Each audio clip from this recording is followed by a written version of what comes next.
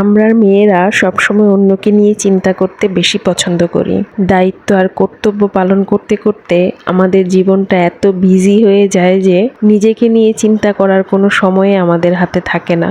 সব সময় অন্যের ভালো মন্দ চিন্তা করতে করতে নিজের কোনটাতে ভালো লাগবে, কোনটাতে খারাপ লাগবে সেই অনুভূতিটুকুও আমরা হারিয়ে ফেলি। তাই মাঝে মাঝে নিজেকে আর নিজের অনুভূতিটুকুকে একটু প্রাধান্য দেওয়া উচিত। আর এই প্রাধান্য দেওয়ার জন্যই আমি চলে গিয়েছিলাম আমার খুব পছন্দের একটা প্লেসে। সেখানে গিয়ে নদীর পাড়ে বসে একটু চটপটি খেয়েছিলাম আর একটা গরুর দুধের চা খেয়েছিলাম। বাট দুঃখের বিষয়, সেখানে আমি ছাড়া সবাই ডাবল বসা ছিল। আসলে সবার ক্ষেত্রে আপনজনের সাথে বসে এভাবে সময় পার করার সৌভাগ্য হয় না।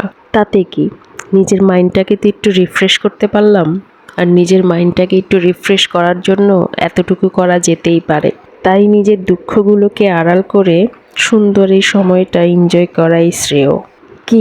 কি ভাবছেন আপনারা? আসলেই নিজের জন্য এসেছি? না রে ভাই, ছেলে মেয়েদের জন্য দেশি হাঁসের ডিম আর দেশি গরুর দুধ নিতে এসেছি।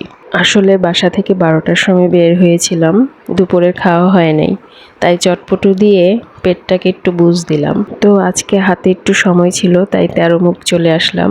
এখান থেকে আমি দেশি গরুর দুধ আর দেশি হাঁসের ডিম নিয়ে যাই, খেতে খুবই সুস্বাদু হয়। তাছাড়া এই গরু আর হাঁস হচ্ছে তাদের নিজের পালা, আর নিজের যত্নের গড়া যে কোনো জিনিসই আসলে ভালো হয়।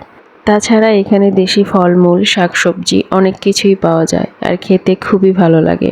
তো এই তো, যে কাজের জন্য এসেছি আমার সেই কাজ শেষ, এখন বাসায় চলে যাচ্ছি।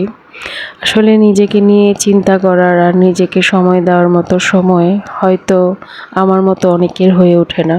বাট এই কাজটা করা উচিত। যে আসলে নিজেকে সবচেয়ে বেশি ভালোবাসতে পারে সে আসলেই দুনিয়াতে সবচেয়ে বেশি সুখী হয়। তাই নিজেকে ভালোবাসতে শিখুন, নিজের ভালো লাগা খারাপ লাগার অনুভূতিগুলো বুঝতে শিখুন। তো আজ এ পর্যন্তই। সবাই ভালো থাকেন, সুস্থ থাকেন। আল্লাহ হাফেজ।